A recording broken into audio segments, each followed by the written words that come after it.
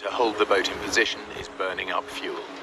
If the boatmen don't leave soon, they risk being stranded.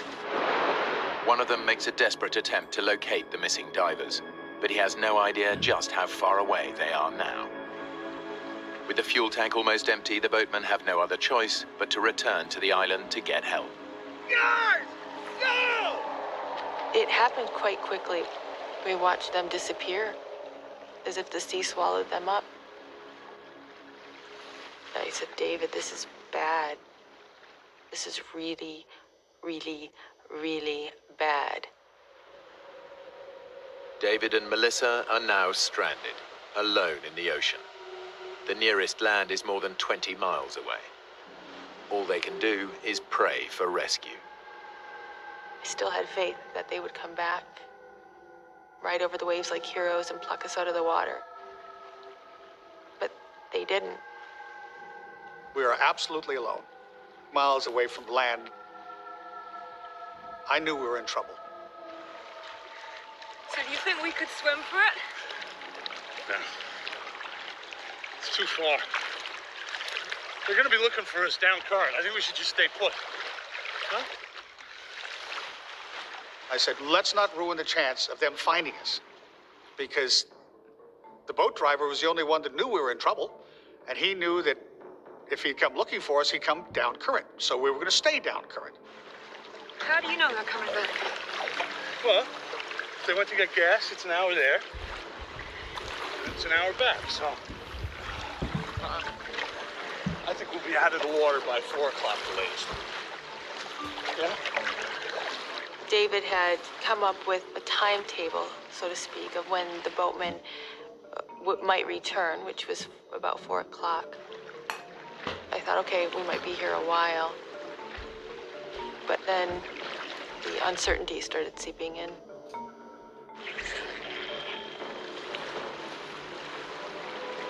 David, are you looking for something? Just being aware, that's all. I really, really, really do not want to get eaten by sharks. Hey, you need to calm down. I think at that point, a bit of anger was coming in. He should have known better. How could we be in this situation? Please don't tell me to calm down. We're in the middle of the ocean. You've lost that boat. I think I have the right to vent here. I won't say what I said, but I swore a little bit. Melissa's reacting as one might expect. She had a little bit of a dummy spit, and she was swearing profusely. She's relying on me to ensure that everything went smoothly. And at that stage, I'd shot myself in the foot big time. And it just was turning sour as the moments went on. David and Melissa ignore each other, forgetting they're floating in a powerful current. David! David! The current pushes that far away. It was scary. Come here. We had to try to swim against a knot to a knot and a half current. Swim to me.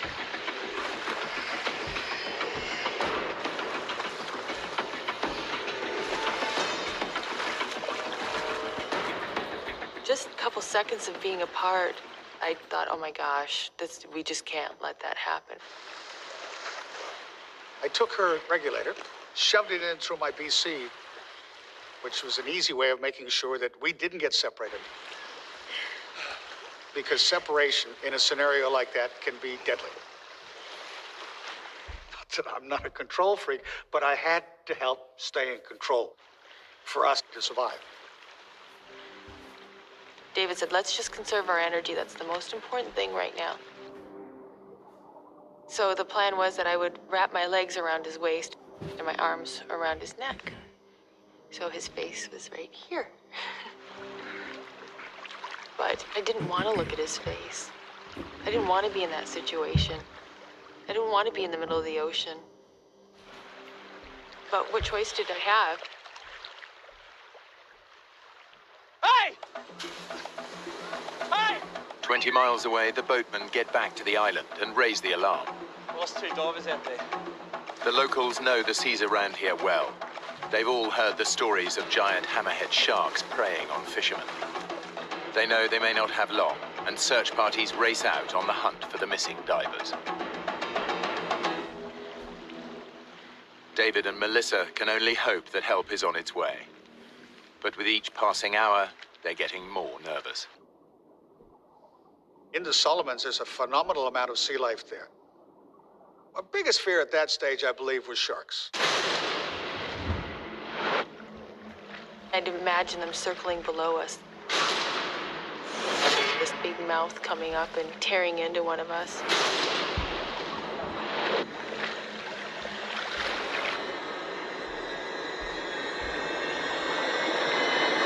What was that?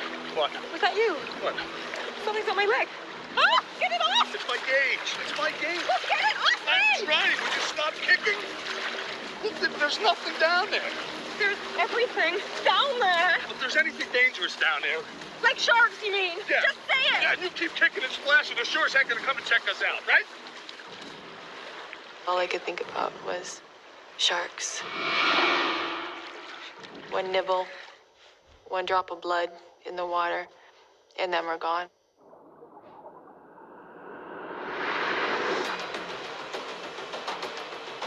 The search parties have finally reached Kavachi, but they have no idea that David and Melissa have already drifted miles away in the current. They continue to search above the volcano.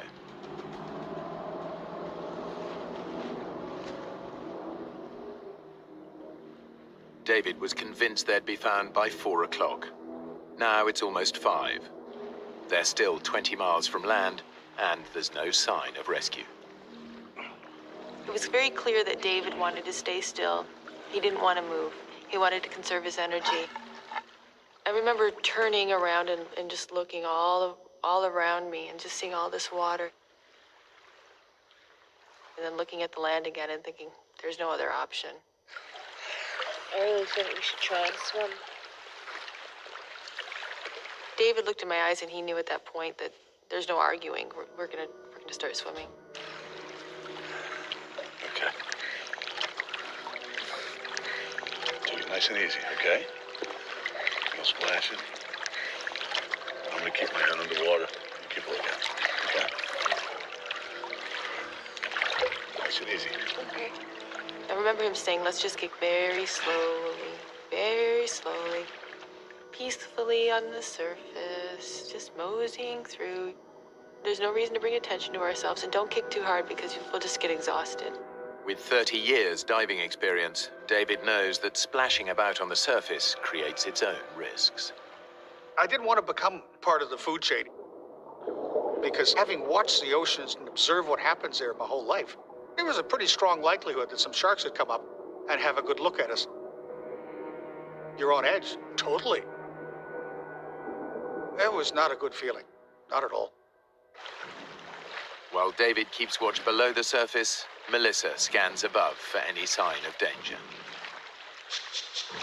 You see these pointed gray waves, and then all of a sudden you think you see fins. What? And so your mind plays tricks with you. What? Listen. Sorry. It was a constant battle to not let my imagination go. But the dangers beneath the waves are not just in Melissa's mind.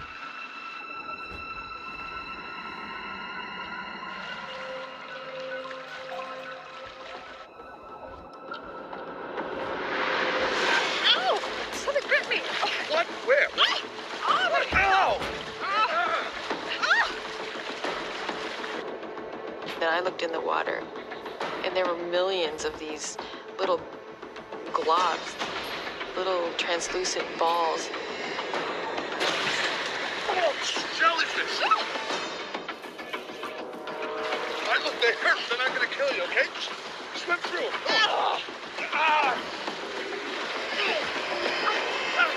We were swimming through countless amounts of them. We were getting stung all over the place. I remember trying to count the stings. I got up to 64. But then it all blended into one. It was just the zapping pain that was shooting through my entire body.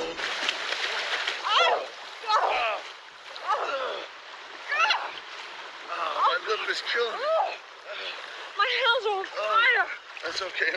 I'll go down in about an hour. Are you okay to go on? Yeah. Yeah? Desperate to escape the jellyfish, the divers splashed around on the surface. They've broken David's golden rule and become a magnet for predators. As I'm looking around, I'm looking straight down, and I see this little dot coming. I felt David, he pulled me to the right, abruptly. David, what are you doing? I pulled back, and he pulled me, and I'm like, what? It was coming straight at me from the depths, literally, from what I could see, straight at my face.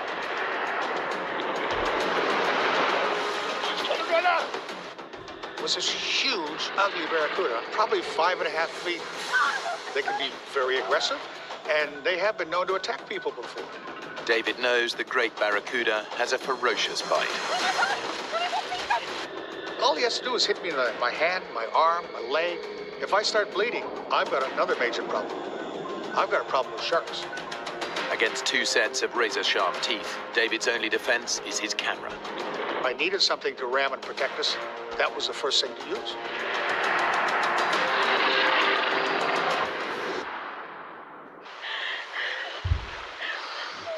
It circled around us, and then it went off.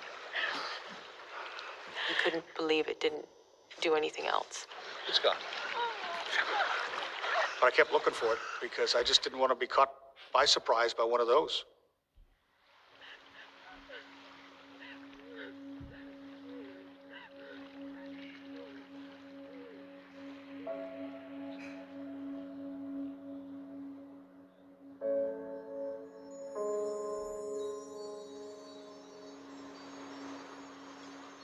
With daylight fading, the search parties have no choice but to return to the island. They've spent over 6 hours searching for the missing divers. They'll start again at first light, but everyone knows that by then, the odds are they'll be looking for dead bodies. As the sun went down, I felt really sad. I didn't understand why they didn't come back for us. I was hurt. How could this be? How could they not come back? Maybe they're back there looking.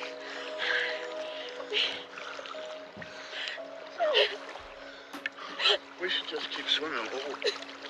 Come on, we're covering good ground. Outwardly, you're bold and brave, and you're sort of smiling, and inside, you're packing it.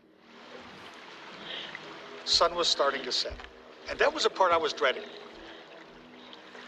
With night coming, that was a total different scenario because a lot of animals come up to the surface and feed at nighttime. I found myself thinking we were there to get eaten.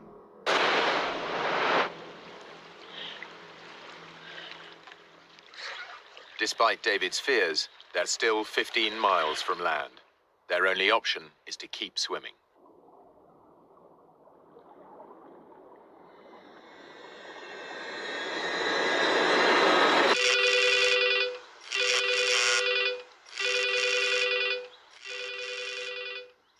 Over 1,000 miles away, David's older brother Owen is at home with his family. It's about 6:30 at night. I just sat down to dinner, and I got a phone call. Owen Tomlinson. And it was David's secretary from Cairns saying, Owen, I've got some bad news for you. David is missing at sea. What happened? And I was informed that he went diving and never came up. We just lost our younger sister with cancer about 4 or 5 months previous. My first thought was my 90-year-old mother, whether she could handle the shock of possibly having lost another of her children. So that was very traumatic in that regard.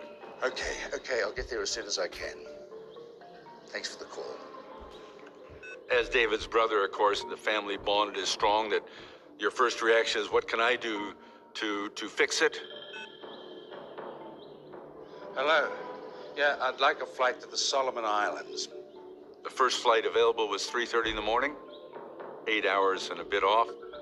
And I felt inept, I guess, as impotent, whatever word is applicable, that I couldn't do anything that time span. Thank you. Bye. And David was wherever he was, out at sea somewhere.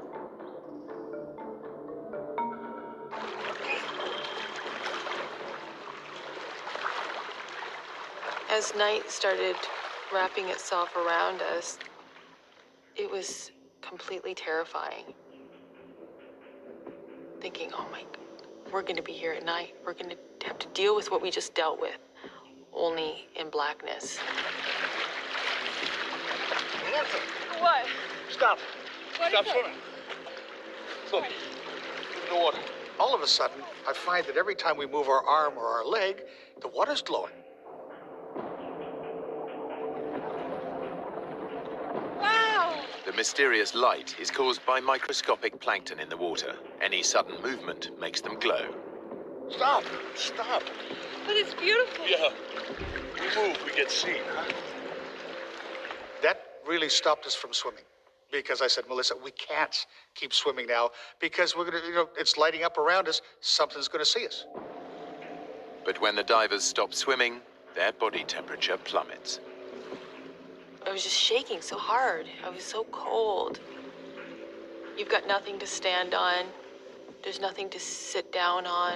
I just wanted to be out of the water. I wanted something to float by so I could climb on top of it so that I wouldn't have this pressure on my body because it was so consuming and uncomfortable. I was trying to recharge her batteries, allowing her to stretch out and just try to use a minimum amount of energy, but enough to keep herself warm. We're really getting rather tired.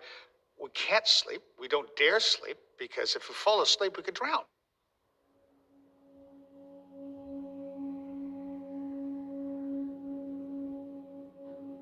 I had taken my mask off. And I remember putting my arm through it. I went to reach for it, it was gone. Oh, God.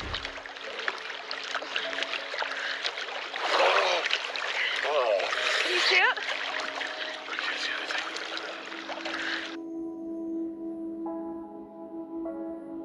That's horrible because as far as survival is concerned, that's such an important tool.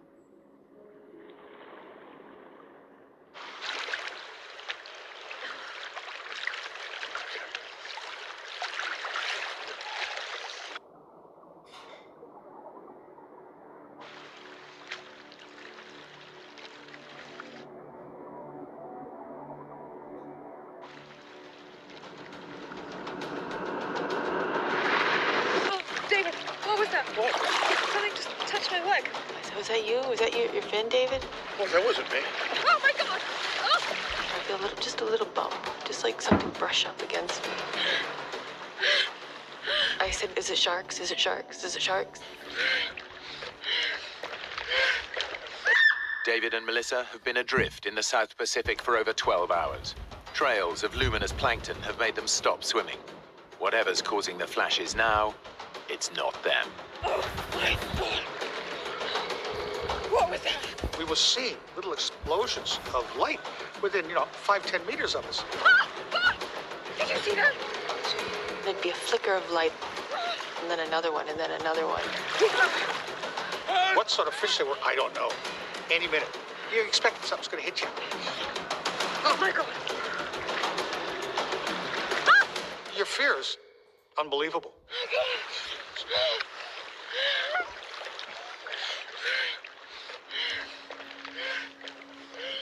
The night was the most stressful time I've ever had in my life. It's as far as your emotional lows are concerned, that'd have to rank up there with them because I've never been so hopeless.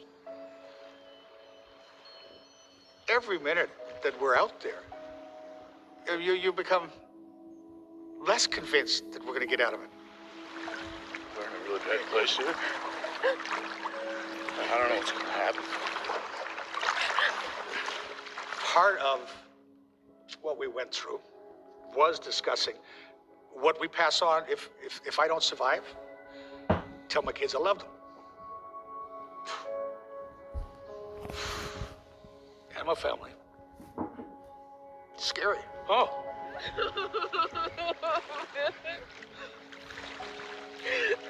It was really important for me that if he were to survive, I wanted him to tell my mom and dad that they were good parents.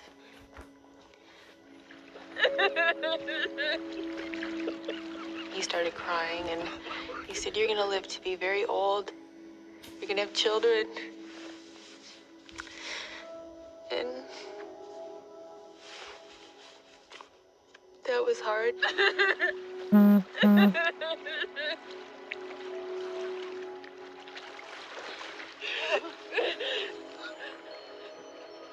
I had fought against the idea of death.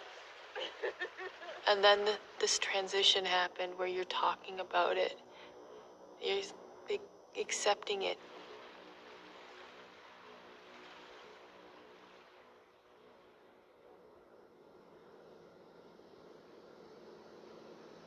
David and Melissa were 19 miles out at sea. I'm looking out the windows of my plane, and it's black. And I'm thinking, they're down there in the water somewhere, and it's black. You really feel very useless, because there's nothing you can do. A lot runs through your mind, it really does. I kept thinking that this is kind of like a bad dream, and everything will, you'll wake up and everything will be just the way it was. Obviously, I hope he's alive and he's floating somewhere. If not, what do I do? How do I bring a body back?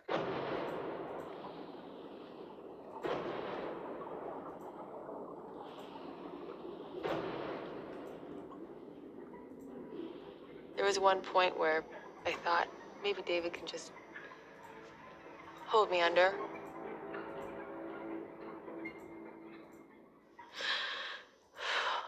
And I couldn't allow myself to die that way. I couldn't do that to my family. I couldn't dishonor them. I couldn't do it. Or I just said, "David, I don't care. I don't care if I die. I gotta die trying. I'm not gonna lay here anymore." Gotta swim. We gotta swim.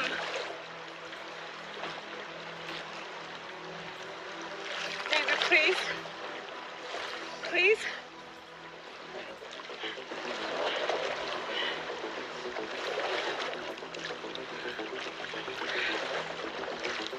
And he said, "Okay, all right, let's go for it."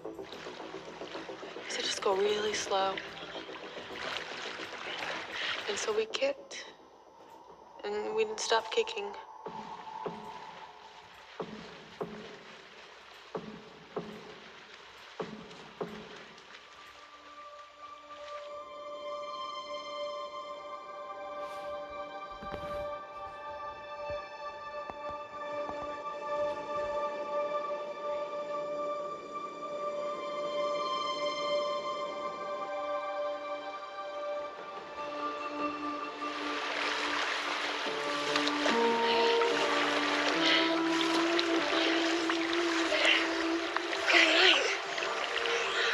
After living through that darkness and then seeing the light, it just changed. It just gave me something I didn't have.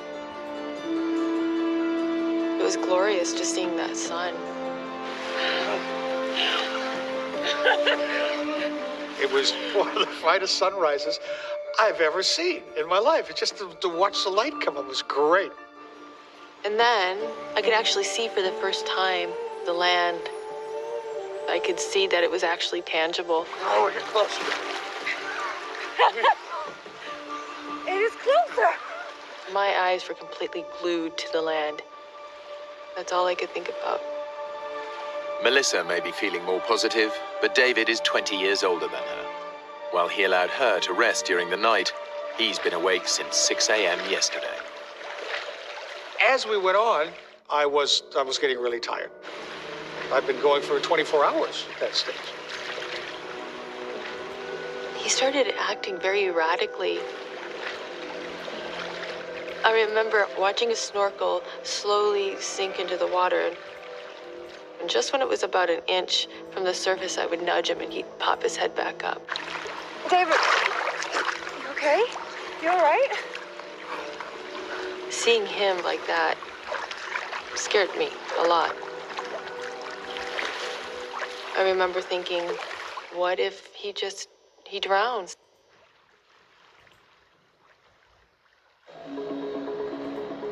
David's brother, Owen, has finally reached the Solomon Islands. Even though there's no official search and rescue, there is a helicopter service, but it's a private company.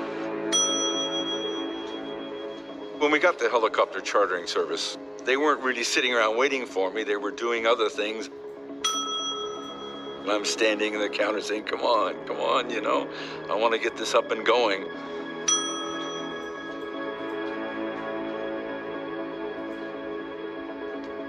Hi. Yes, sir. I need a helicopter as soon as possible. Okay, what for? My brother's gone missing near Kavachi. I'll have to talk to my boss first. So if you'd like to take a seat, then I'll just be right back.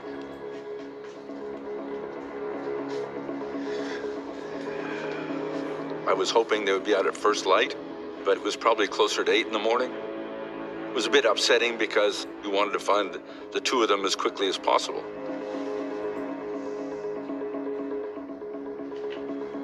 Mr. Tomlinson, good news. We've got a chopper on standby for you. Oh, that's great.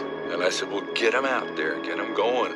But unfortunately, we're a commercial operation, so I'm going to have some form of payment up front so we can get you in the air. I had no idea what the currency in the Solomons was, and I certainly didn't have a suitcase full of whatever currency they would accept. This do? That'll be fine. 1 minute. So the good old plastic came in handy, and it worked. Okay, boys, we're right to go. All Owen can do now is wait. David and Melissa have swum 14 miles without rest, food, or fresh water. They're still 6 miles from land, and the tropical sun is beating down on them relentlessly. I was so grateful the sun came up. But it was also a blessing and a curse because I could feel the side of my face burning. And I remember trying to put my head in the water to cool it off for a little bit. My lips were so raw and swollen, and now the sun was burning them, so they were starting to blister. My skin was wrinkly and flaking. You feel like you're slowly getting eaten by salt water. David is both physically and mentally exhausted. I was dehydrated, I was starving. I was running on less than empty at that stage. I was starting not to think straight. You all right? David?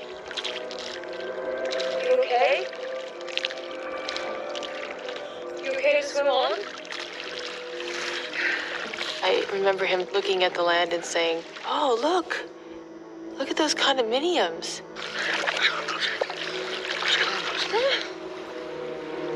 And I said, "There's no condominiums."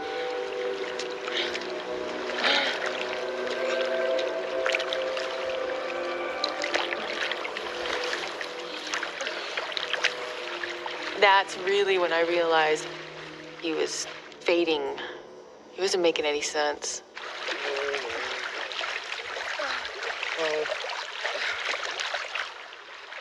I was getting closer to almost total exhaustion.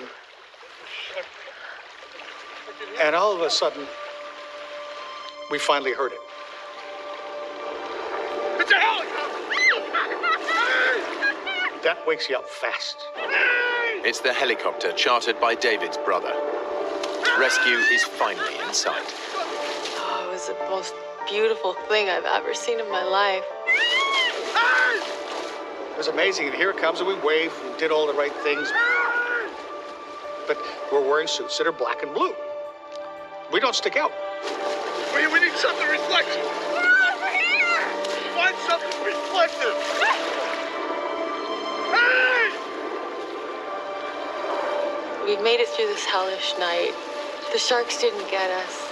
Yay, here's the helicopter, and they're here to save us and everything's gonna be okay. And they got closer and closer and we're trying to signal and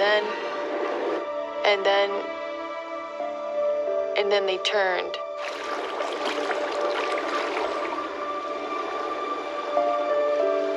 They can't see us.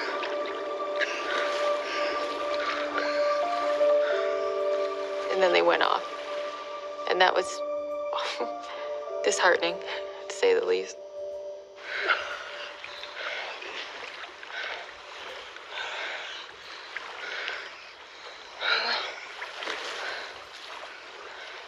And we just pressed on towards land. So, come on. Because there's no other choice but to keep going.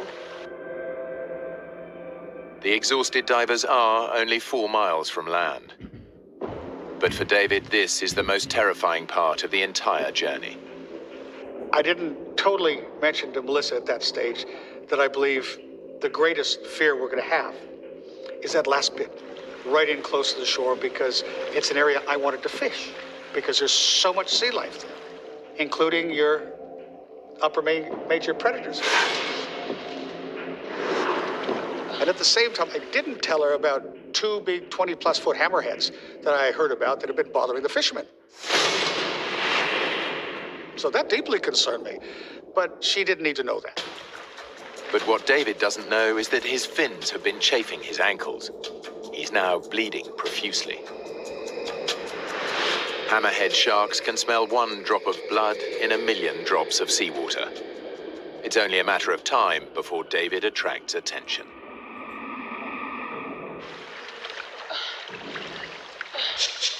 I remember thinking, what's that piece of plastic sticking out of the water? It looks like a sailboat's on its end, or like almost like a kayak sticking straight up out of the water. Well, what's that plastic? Oh, David! David! I saw a shark. What? I saw a fin. Oh my God.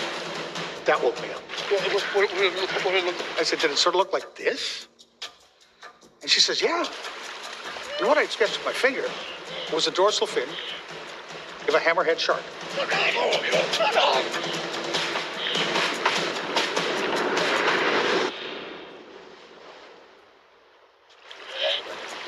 Just offshore, they've spotted a hammerhead shark.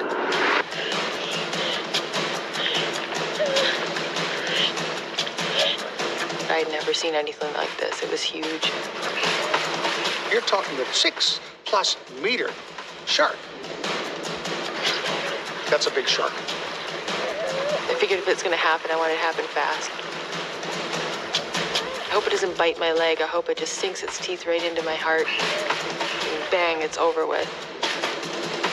This was my greatest fear. You're just hoping that that shark isn't hungry. With all the bad things that have happened, a little bit of good luck would be nice right now.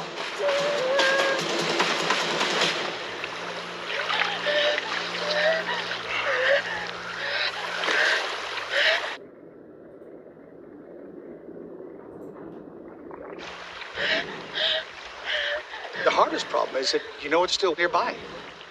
You're still waiting in the back of your mind, it's going to sneak up on you. The divers make a last desperate attempt to reach land. After 26 hours in the ocean and an agonizing 20-mile swim, they're finally just a few hundred yards from their goal. But getting ashore is far more dangerous than they ever imagined. This wasn't a sandy beach that we would float up to gently. This was an extremely pitted, jagged, horribly craggy shoreline. David, look at the rocks. I knew that with our bodies being so soft, so pliable, our skin just being mushy, all I could think of is how badly we're going to be torn up. 26 hours in the water has taken its toll on their skin. I looked at my hands, and my hands were just unbelievably wrinkled from being in the water for so long. And right in the corner of my thumb, just where my nail meets, a bit of flesh had fallen off. At that stage, our flesh is so soft from being in the water so long, it's not going to take much to hurt ourselves badly. It just takes a little piece of rock, let's stick it up, and it's going straight through you. The rocks could be lethal, but the shark might return at any moment. It's a do-or-die decision. Here, give me your vest. I discussed with Melissa exactly what we're going to do. We've worked out a plan. Put that out in front of you. The body surfing on these, okay?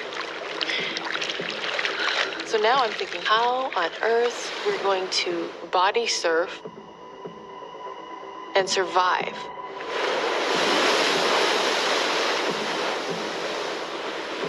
But what choice did we have? It was completely terrifying. We're 100 meters from the shoreline. But the odds were that we weren't going to survive. You ready?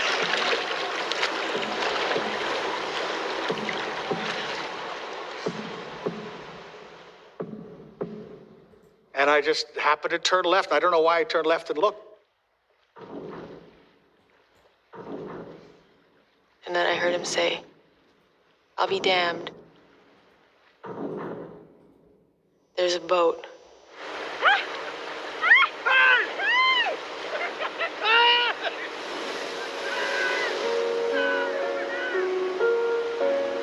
It was unbelievable. It couldn't have been at a more beautiful time.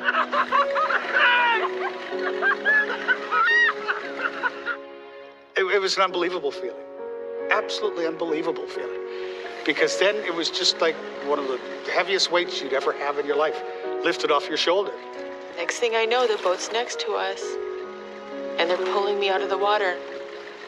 And I'm like, I was this crazy mad woman. I was crying and laughing.